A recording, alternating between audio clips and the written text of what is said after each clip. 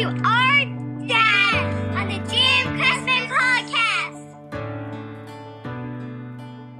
Welcome again to the Jim Cressman podcast. With me today, an industry titan out of Nashville, Steve Lassiter. He's the former VP at William Morris Agency. He founded APA in Nashville in July of 1998. And while the head of APA, he became the head of worldwide music and represented some of the most prolific artists in the game. In fact, he booked Ricky Skaggs as his first gig as an agent. That was before APA. We're going to get into all that, but welcome to the podcast, Mr. Steve Lassiter. Yeah, thank you, Jim. Thanks for having me. I've been looking forward to this.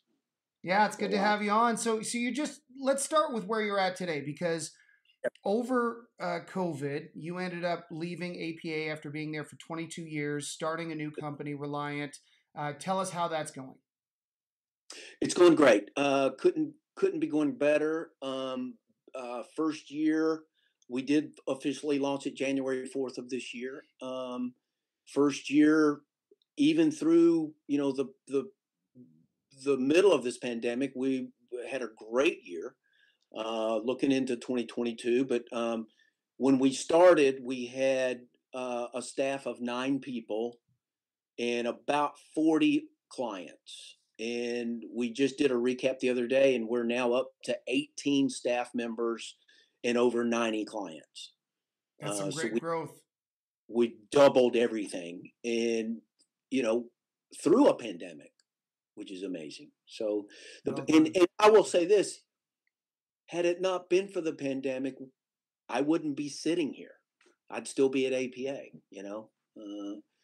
It caused a lot of that, as you know, not just in the agency world, but all across the music industry, in itself. And it just came, it came to a point where I wanted to keep the core team together. And really the only way to do that was let's go launch it. You're not a stranger to building things from the ground up. So how was that a bit more? Was it easier in some ways or more of a challenge to do that in the midst of the pandemic with all the experience you have under your belt of building things from the ground up?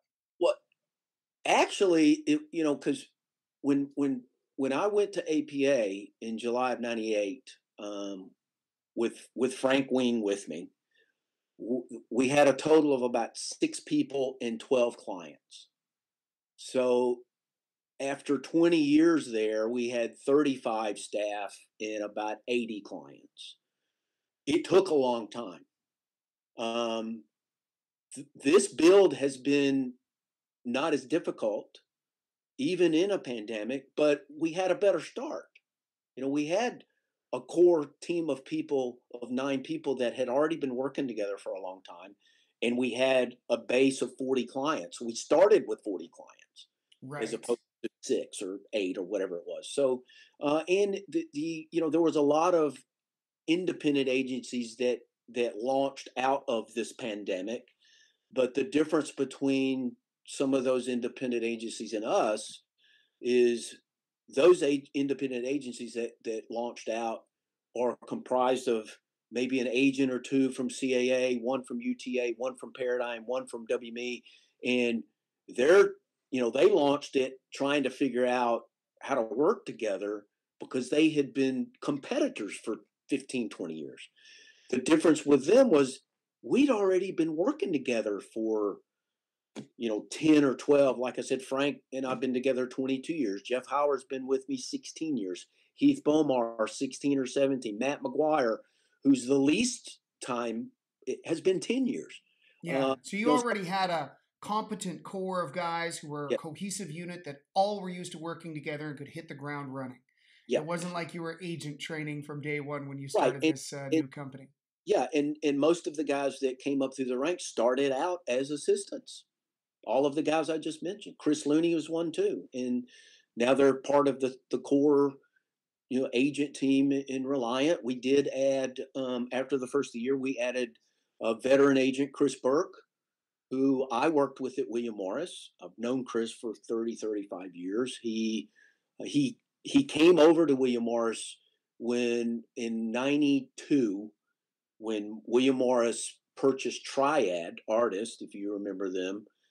Chris came along. He was part of Triad, so we've known each other for that long. And he brought, we needed a corporate agent, a veteran, and he brought that with him. And he brought in a few acts, namely, Kenny Loggins. He brought him in, and it was great to be working with Chris again. We've always been friendly together, and one of the things, I mean, we've turned down, bringing some agents in that we just didn't feel like they fit our culture. So how would you define your culture, and what are you looking for as it pertains to somebody who might be listening to this and going, oh, these guys would be a good fit for me, or just people who are building companies or entrepreneurs and are interested to know how a guy like you does it successfully? What is that core culture defined by? Well, whenever I'm talking to someone about hiring them, there's 5 things that I look for. Number one, hustle. Got to have hustle. That's something you're born with. You can't. There's not a textbook about hustle, really. You can't go take a hustle class at school. You just have it or you don't. It's pretty much a natural thing. It may take somebody to point it out to you that you got it. The second thing is common sense. You got to have common sense. There's a lot of common sense to this business, as you know. So you just got to have common sense. The third thing is street smarts, in that you'll think, well, what's the difference between street smarts and common sense? Well, common sense is common sense. Street smarts gives you the knowledge of when to play. And a little intuition about when you might be getting screwed. Exactly. Like that sort of thing too, right? And then, of course, then the other attributes, honesty and integrity and in loyalty. And those are kind of the core things we look at. And everyone in this office and in this company are good people. They're hardworking, honest people. You don't have to look over your shoulder, because everyone in this company, everyone has each other's backs. Right. And self-motivated, self-disciplined people require very little management, because they go out, they know what they need to do, and they execute. Right. And when you have a company comprised of people who reflect those values and that work ethic, all you need to do is just, find a way to keep them compelled to stay loyal. That's the only other key. Yeah. So how do you do that? How do you build this company around you and your vision? Well, it came about actually. A couple of the younger guys, Matt and Heath, actually approached me, and it was at the tail end of this. It was about this time last year, and I had been thinking about it. I had talked to a few people, but I just didn't ever think I would leave APA. And they called me, and I was a little hesitant, and then I just told them, I said, "Look, guys, let me think about it." And then I called him the next day, Jim, and I just said, "Let's do it. Let's do it." We were all, through the pandemic, no fault of APA. We just had been spiraling down, all of us. The pandemic took a lot of people out of this business. We all, and we all talk about it, we all went through somewhat of a depression, having to work from home and not having that culture experience anymore, and not being able to walk down the hall with a cup of coffee and sit down in front of your cohort and woodshed on an idea. Working remotely, you couldn't do that. You had to, well, I got to email them. I got this idea. I need to email them, or then you got to wait for them to respond, or you text them and you got to wait for them to respond. It's not the same. It's not the same. It's funny, because most people in this business, especially if they're on the agent side, they're an extrovert, and camaraderie is important to them. They need to be around people. Yes. And so when you confine people to home, who are used to being around people, and that's part of how they derive their motivation, it's Yep. really limiting. And so I certainly empathize with that. One thing I've heard you say before is that an agent is part psychologist, part salesman, part attorney, and part babysitter. So tell me about being a psychologist through the pandemic for some of your key clients, because I would imagine that it was, I know I certainly struggled with giving them certainty. Certainty is something I always try and provide for my clients. It's like, we're going to map out your year. This is what we're going to do. This is what we're going to execute on. I don't know what's going to happen exactly, but I believe if we follow these steps, A, B, C, D, we will end up at E, right? I found I didn't have the ability to do that. I'm curious to see how you kept your clients on the rails during the COVID crisis. Well, obviously, everything kept shutting down. We kept moving things. We kept moving things. We kept moving things. And then it finally came to a halt. Well, we took a different approach. Some of our competitors were, we were talking to other managers and all this. They were being told, there are no dates out there. We'll let you know. Well, we didn't adhere to that. We hit the ground thinking, okay, we know there's dates out there. You just got to find the market and the venue that is approved to have shows. And we did.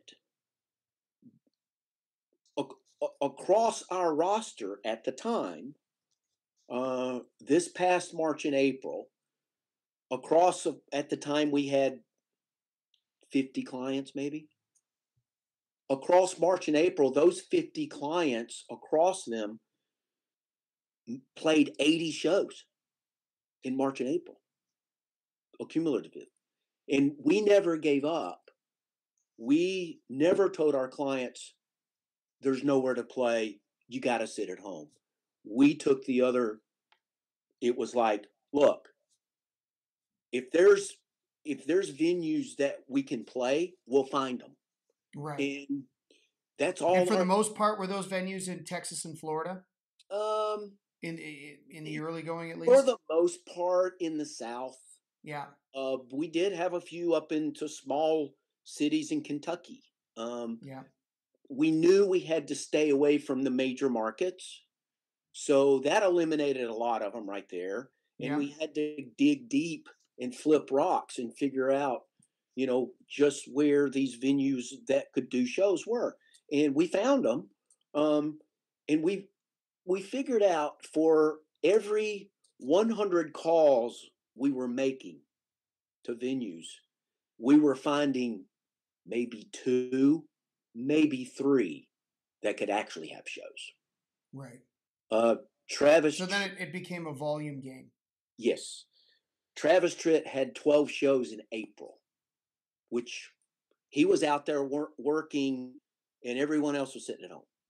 Boy, he's picked up a lot of popularity around his controversial stance as of late on performing in vax mandated venues. Is that correct? That is correct. From what I understand. And, up here in Canada, all the venues have gone to a mandatory vaccine policy. It'll be interesting to see, as shows get more and more prevalent, how the breakthrough cases are, what that looks like. What the unintended consequences of some of these policies might be. And Travis has stood up and taken a stance on it. And has that by and large been beneficial or detrimental in your dealings in facing the marketplace on his behalf? We did cancel a few dates, but we were able to rebook them. So in other venues, or like how do you, or rebook them in other cities, like other rebook in the same city? Like different venue, for instance. In one of the most frustrating things is, Jim, and you're dealing with it too, is there's no overall coverage. Every place the rules are different, and you don't know from one city to the next or one state to the next what their protocols are. And what we also found through a lot of research was, there were 40 states in the United States a month ago that were wide open. Shows, whatever, could do it. Now, within those states, there might have been 2, 3, 4 cities that weren't wide open. So you just avoid those cities. And for the most part, it was like in Missouri, you couldn't go to Kansas City or St. Louis without some kind of mandate, but you could go everywhere else. So we just chose where to go. We targeted where we could play. Right. So yeah, we canceled a few dates. I think we ended up canceling 4, but we were able to rebook those in other venues and other cities. So he hasn't really lost anything. No. And he's gained a lot of popularity. Like his Instagram numbers have shot up. I've been watching his socials through this thing, and I'm like, interesting that he was one of the few artists to stand up and take a stand. And so far, so good from the outside looking in, but I was curious to get your take on it. Yeah, well, so far, so good. We've seen, like you said, his Instagram numbers have shot up. His press has shot up. He was on, there was some controversy with, him singing the national anthem at the Atlanta Braves, the conference playoffs, the national championship playoffs there. There were, controversy about that, especially on the heels of the summer. They moved the All-Star game from Atlanta. And, he stood up and said, this is what I believe, and I just won't perform in those venues and cities that won't allow me to perform. And it's, some people confuse his stance. He's not an anti-vaxxer. He's not. His stance is, if you want to take the vaccine, take the vaccine. That's great. It's your choice. Just don't mandate for me to take it or my fan base. Don't make them show a vaccines card to come to my show. Don't make them show a negative test card to come to my show. Don't make them wear a mask to come to my show. And there's cities that we can't play. Okay. Well, there's 5 other cities we can. And it hasn't really made a difference. Like I said, we have had to cancel some shows. It's so confusing, like I mentioned a minute ago, that over here it's one mandate, over here it's another mandate. Well, that's what happens when you politicize this shit. It ruins all of the inconsistent, or it makes it much more inconsistent. Yeah. And it ruins our ability to sort of step back and look at these things objectively, right? We've even had, venues that they don't have, a vaccine requirement or a negative test requirement, but they have a mask requirement. Well, we won't play a venue that has a mask requirement. And this was probably a half a dozen venues in the last few months. Oh, well, we have a mask mandate, but as soon as you get inside, you can take it off. And we don't have anyone policing to tell you to put your mask back on. Then it's like, well, then why bother? If you're not going to enforce it, why bother? And then it's like walking into a restaurant. When you get up to use the washroom, you got to put your mask on. You sit down, you take it off, and and none of that makes sense. And listen, I'm with him on some of this. I understand that the inconsistencies in the policies seem very unscientific, and that politicizing it has really distorted everyone's perspective on it. And you can be pro-vaccine, but against the mandates. It's like, I'm pro same-sex marriage, but I am happily married to a woman. But if someone else wants to marry somebody of the same sex, I have always believed, like, go for it. Yeah, but that's funny. Years ago, when you saying that reminds me of this, and it's really funny, I got to tell you. So Kinky Friedman, right, was running for governor of the state of Texas. And in the Texas Music Review magazine, this has probably been 10 years, they did an interview with Kinky. And one of the questions they asked him was, well, Kinky, what is your stance on gay marriage? What do you think about gay marriage? And he goes, they have the right to be miserable too. Yeah, there you go. And I'm like you. I mean, I have my wife and I have lots of gay couple friends that are great friends of ours. They're Yeah. great people. I don't. Hmm. That's your choice. I'm married to a woman too, but I don't care if a friend of mine is married to a man. That's his business. It's all good. You know, the devil's advocate to this perspective, and just to jump out of the same sex analogy for a second, same sex marriage analogy is, well, if you don't get vaccinated, it could make me sick, and I understand that. And in the early days, when we thought the vaccine efficacy was hopefully what we were hoping it was, but now we're finding out that vaccinated people can spread it, so can unvaccinated people, and it seems the data seems to be bearing out that if you get vaccinated, you're less likely to end up in the hospital or dead, which is all good, right? So, yeah, it's just we have lost our ability to have any nuance around this. I was really curious how the reception has been with Travis Tritt's response to this pandemic and some of the bylaws that are being enforced around it. Now, back to Travis, when he comes to you and your team with this perspective and goes, hey, hey, hey, I don't want to play these venues. These shows, I'm sure, are already on sale. You guys are a new company. You know, what do you do in that moment? What's your knee-jerk reaction? Is it to try to talk him into it, or is it to go, you know what, we're going to find another solution for this? What was your go-to in that moment? Well, we all supported his stance, and um, it was okay. Well, if we can't play here, we'll find somewhere else to play, and it was that simple. Now we might have lost a couple of shows, and we canceled a couple of shows in October. We weren't able to replace those shows in October, but we were able to add them in November or December. Right. So through the course of the last quarter, he didn't lose anything. He still played the same amount of dates. Now, the dates that canceled prior to that, because of the mandates in the particular cities, like for instance, we had to cancel a show in Savannah.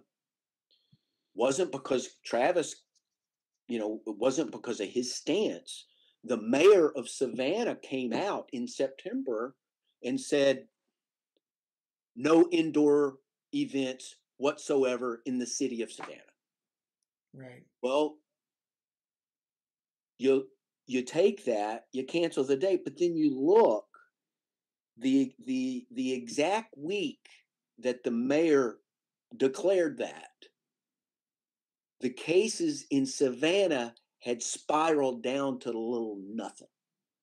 So that told us it was strictly political, which is fine. They've got a right to think what they think. And our take on it is, well, I don't guess we'll be playing Savannah until they lift these mandates. It's like, we had you may have had a couple of dates on the tour, Travis's Canadian tour, which we moved it once, we moved it twice, and then we just finally just canceled it because, he's not vaccinated. He's not going to get a vaccine. He's not going to take a test. And we just said simply, well, whenever they lift the mandates, we'll be back. He loves playing up there. And as you know, he does really good business up He there. kills it in Canada. He's Yeah. he's done so well. And one thing I appreciate about working with you over the years is you have respected the role of the independent promoter. I think that has a lot to do with the era that you grew up as an agent. And Yes. the fact that when you started in the business, we didn't have this centralized, corporatized entities like Live Nation and AEG. All the promoters were independent, they were territorial, and you guys have been able to continue to foster those indies. Why has that remained so important for you? Well, first of all, a lot of it has to do with the roster. Um, we don't have Live Nation coming in and wanting to buy the tour on Everclear, right? So we've had to deal with independents all along. I'll give you an example. For the last several years at APA, typically the Nashville office would issue about 3,500 contracts on an annual basis. the last few years. Of those 3,500, 10% were Live Nation and AEG combined. We don't need them. We don't rely on them. We don't call them up and go, okay, I got so-and-so going out. The time period is July 1st through September 30. Here's the list of markets. Call me when you got it routed. And we don't do that. Now we do business with them. Yeah, of course. Yeah, but of course, you'd be crazy not to. But you're right. I mean, this idea that you can make one call to sell off an entire tour, I don't know if some agents just don't get it. But it's like, do you not see that you're kind of working your way out of a job? That if it's one phone call or just a few phone calls for you, and it's a tour, that at some point a manager or an artist or a promoter who works for one of these big entities is going to get wise and go, why are we dealing with this person in the middle? Well, and not only that, you're leaving money on the table. A great example is that was when Steve Martin was with us at APA, and we represented Dolly, and the Nashville office booked Dolly's tour, which was the first tour she'd done in 10 years, and I did all of Canada. I love that tour. She'll ever do. Yeah. And Steve had a tour offer from Live Nation, and he and I talked about it, and I said, Steve, yeah, one call gets it all, but and he agreed. He wasn't going to take the deal. I said, but if we go out, we turn the agents loose on this. Let's let them go route it and get the date. I said, we will bring in a whole lot more money. And at the end of the day, by going out and booking the individual dates, instead of doing a one deal, a tour deal, by doing the individual dates, we brought in several million more dollars than she would have made. So you're leaving. I've always thought you were leaving money on the table. And for the last 15 years, because, back when Travis was a big arena act and selling out, the early 90s, yeah, it was SFX at the time, I believe. Bob Sillerman. And we did business with them, but we also did business with all the independents. And the independent promoter is what has kept Travis Tritt in business all these years. Well, we're looking forward to working with him up here again. He's been great, and he's doing better business in Canada than maybe ever before. Yes. So prior to the pandemic, he's been killing it up here. Yeah, and he wants to come back. He just, unfortunately, and he gets it. Mm-hmm. Got the mandates up there. I can't go play. That's fine. But we will go back when I can go play. And he'll even do bigger business. Yeah. Because it's been that long. There's certainly some. Listen, I am not going to sit here and shit talk Live Nation and AEG, because there is some huge benefits to having these big centralized monster marketing machines behind tours. There's certainty in knowing that you're going to get paid and knowing that your client is going to get paid. There's a benefit to it without a doubt. But by and large, I would say if you're dealing with people, and this is just, again, back to your common sense point, if you're dealing with people who have real skin in the game, it's their own money that they're putting up to promote a show. Right. They have a different level of engagement than someone who might have multiple tours on the go and they're using public money or corporate money. Right. I agree. Yeah. And you guys have been able to not only identify that, but continue to foster it. So yeah, well done. Yeah, and we do business with Live Nation and AEG. I mean, I just had Travis come off a 20-city tour with Brooks and Dunn, all Live Nation. So, and Brian O'Connell, who runs at Live Nation here in Nashville, he's an old friend of mine. One of the first agents he ever talked to was me 25 years ago, 30 years ago, whenever it was. So, we still deal with them. They're not gonna come make a 80-city tour offer to me for Travis Tritt. They're just not. No. It's Luke Bryan and Chris Stapleton, all those, which is fine. But if I can get Travis on a Brooks and Dunn tour or whatever, or Jason, whoever it is, that's great. I'll do business with them. They're good friends. And I'm also, we deal with them in their big festivals. Right. And, we want to be in business with them, but I don't, in the course of the day, we don't put all our eggs in the Live Nation AEG basket. Right. But we still do business with them. Absolutely. So the first gig you ever booked as an agent, I talked about it in the intro. You booked Ricky Skaggs, who's a legend in Christian music. He's a legend in bluegrass, and he's a legend, of course, in country music. Right. How did you get started? Like, how did you actually open the door to getting into the agency business? And why did you decide that the agency business was superior to getting into labels, which would have been very appealing at the time because they were just throwing money around? In the 80s, and or management? Like, what was it about the agency business that was so alluring to you? Well, I think I'll go back to years prior to that. When I was in junior college in mid '70s, little college outside of town called Volunteer State Community College. They had a little theater department. They had about a 200-seat little state-of-the-art theater there, and I got into the theater department not as an actor, but I was into building the sets and painting the sets and doing the light production, that kind of thing. And after a few months of doing that, they came to me and said, "Hey, we want you to be somewhat the manager of the theater.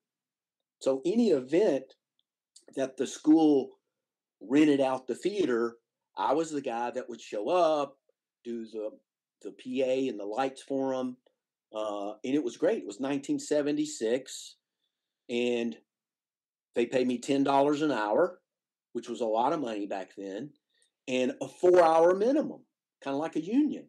So if I was there and it was a speaker and he needed a spotlight and a microphone and he spoke for an hour, I still got paid for 4 hours.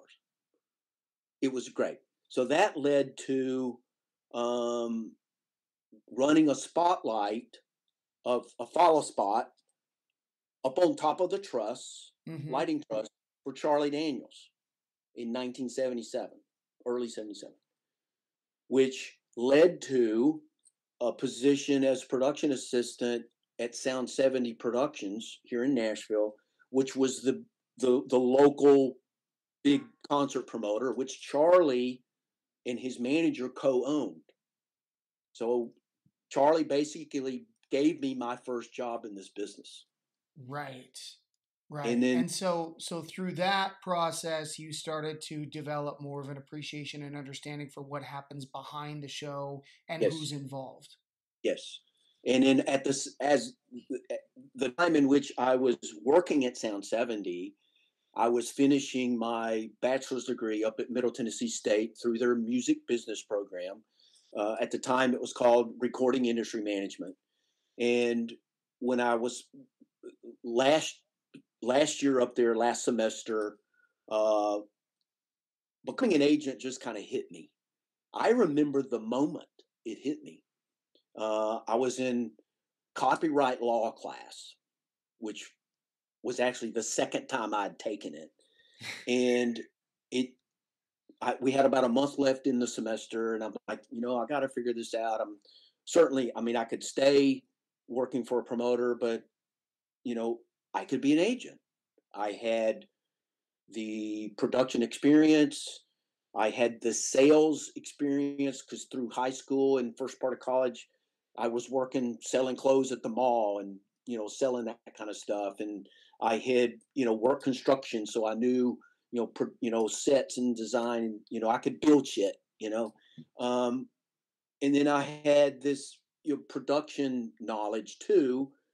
And it just kind of dawned on me, I want to help artists in their career. And with my skill set so far, I could be an agent. So towards graduation, I started knocking on doors, found this small agency called International Celebrity Services.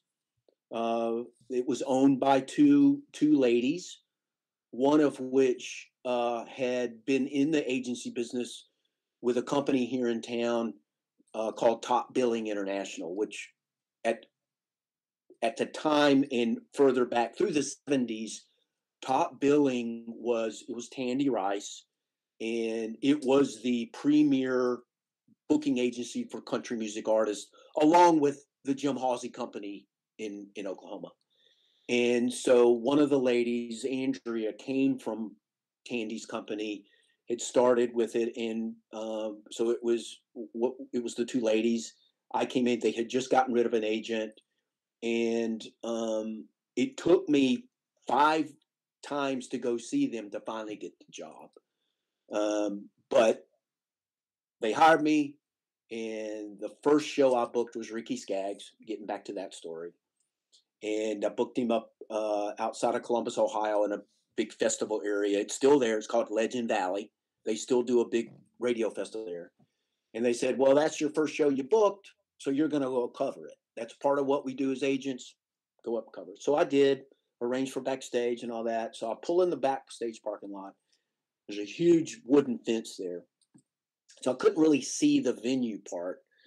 So I walked around and peeked around the fence, and I looked out there. There's like 80,000 people there. And I had booked Ricky on a show. It was Willie and Waylon, Marshall Tucker Band, Leon Russell, and Ricky Skaggs. And it was like, okay, I was bit. That's a redneck icon lineup right there. I love it. And it was like, okay, I can do this. I will do this. And that's, the light went on. And from that point on, I've always been an agent. That was in 1981. Yeah, there's something alluring about this idea that you get to be the catalyst that brings so much joy to such a large amount of people by helping connect them with the artist who's performing on stage, who's also having the time of their life if they're still doing it right. Right. You know, it's an irreplaceable feeling, and if you can connect with it, if it's something you do derive value from, then you'll always have that motivation as an agent. Right. Yeah, I love it. People. I'm 63 years old, and for the last, when I turned 60, people was, well, you're 60 now, so thought about retiring. You're going to retire and all this. Well, up until a year and a half ago, what I would say was, no, not thinking about retiring. I have a client that's 82 years old that's still doing over 100 shows a year. That was Charlie. Right. And unfortunately, we lost Charlie during the pandemic. But, he always told me, I'm never stopping. I'm never going to stop. That's what he does. He goes, if I go to the rocking chair, he uses this example. He goes, you remember what happened to Paul Bryant, the famous coach at University of Alabama, when he retired? Like, what happened? He goes, he was dead 6 months later. And you can go through people that leave what they do, don't survive. And he wasn't going to do it. Yeah, so, there's something to the human condition that you need a reason to get out of bed in the morning. You need a reason to feel like you matter and that there's some significance to your existence. Yeah. And when you lose that, it's not uncommon for things to start shutting down. Yeah. And through the pandemic, this time last year, myself, and a lot of my associates here, we were all experiencing this dark cloud, this spiraling into depression and doing this. And I got to tell you, Jim, launching Reliant brought us all right out of that. Every day, we are as passionate and excited as I was when I first booked that first Ricky Skaggs show. Yeah. I can still feel 30 plus years ago. Yeah. Yeah. I still have that passion. And I had lost it. This time last year, I had lost it. And I told my wife, I don't know if I want to do this anymore. But it took the guys in us, pulling each other up and going, we're going to go do this. And all of us are so excited to be doing this, still be doing what we love to do, every day. And going back a little history on me, I came from a long line of railroad workers. My dad, my uncle, my grandfather, my great grandfathers on, and was pretty much expected to pretty much follow that path. And when I announced to the family, no, I'm going to go to college, I'm going to take this music business stuff, and I'm going to be in the music business. Well, my dad, he finally said, look, I have no clue what you're talking about, but if it's something you love to do, if it's something you're going to love, do what you love. You'll never work a day in your life. And unfortunately, I lost my dad when I was like 22, but I can feel him looking down going, you're doing what you love. You figured it out. Yeah. And I've got 3 sons of myself, and I've always told them, pick your path. If you pick your path of what you're passionate about and love what you do, you'll always do it. Like, I'm never retiring. Yeah. If you don't pick your path and your passion, there's a good chance that vices will pick you, and they'll take you down a path that you didn't want to go down, Yeah. So yeah, I think that's just timeless advice and very universal as well. It applies to almost anybody in any industry. Absolutely. So you're in this new company now. You guys are in a honeymoon phase. You're having a blast. What's next for Reliant? Are you going to expand more? Are you looking to sort of like, maybe taper off a little bit, see how things go as we crawl out of this pandemic? What's the plan? Well, obviously, we've been growing all along, and kind of just a couple of weeks ago, just kind of stopped and said, okay, well, this is where we were when we started. This is where we are now. There's a danger in growing too fast. So we decided let's tap the brakes a little bit on that kind of growth and raise the bar on signings and hirings. So it will have a natural slowdown progression, but any act we sign is going to be at certain level. Any agent that comes in is going to have a book of business. But we're still diversifying into other areas. For instance, when we launched last January, our core business was country rock, southern rock, classic rock, pretty much across the board. Then we started looking, okay, so what other genres of music are we in or are we not in that we could create an income stream of? Mm-hmm. Well, by March, we had brought in Fred Hansen, and all of a sudden we're in the jazz business representing 20 jazz clients. A business we weren't in, we're now in, and it will bring in a significant amount of revenue for 2022. Moving forward with that, it's kind of, okay, well, what other businesses are we in? Well, started looking at the bluegrass business. We didn't hire an agent, but we did sign Del McCurry, and the Traveling McCurrys and the Gibson Brothers were looking to expand the bluegrass genre in our company. We already have Rodney Carrington as a comedian, so we want to expand the comedy division. Yep, comedy division. And we're even in talks now. The big vision of the company is to not remain just a music agency. We want to be an entertainment company, and bringing in these other genres will add to that. But we're looking at creating a management division where we have Reliant Management. We'll be managing clients. Some of those clients will be represented by Reliant Talent on the agency side, but some of them won't. And it, like, not all of the talent client, the music clients will be part of Reliant Management, but it's still another revenue stream that we can offer to a client to have both under one roof.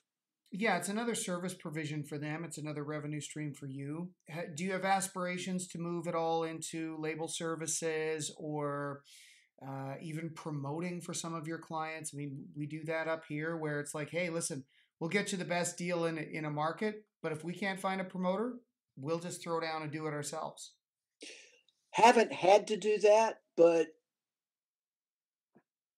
I'm not saying we wouldn't. Yeah. Well, in Canada, sometimes you're stuck because if you're trying to get from Winnipeg to Sault Ste. Marie, you're going through Thunder Bay. There's like two people to deal with. And if they're both not interested, then you better figure it out. And as far as the label service, no. However, we are looking to expand into the digital marketing / social media service, offer that as a service in-house to our clients. We can offer that to them for far less than what they're paying an outside company, and either offer it to them for a monthly fee, or maybe it's a couple of more points on the commission, but being able to offer that as a service. And not Steve, so much revenue stream, but a service. Yeah, and that, those things just go hand in hand. If you're offering a good enough service, it just turns into a revenue stream as a byproduct of the intent to provide good service. Yeah. The business is better with you in it, man.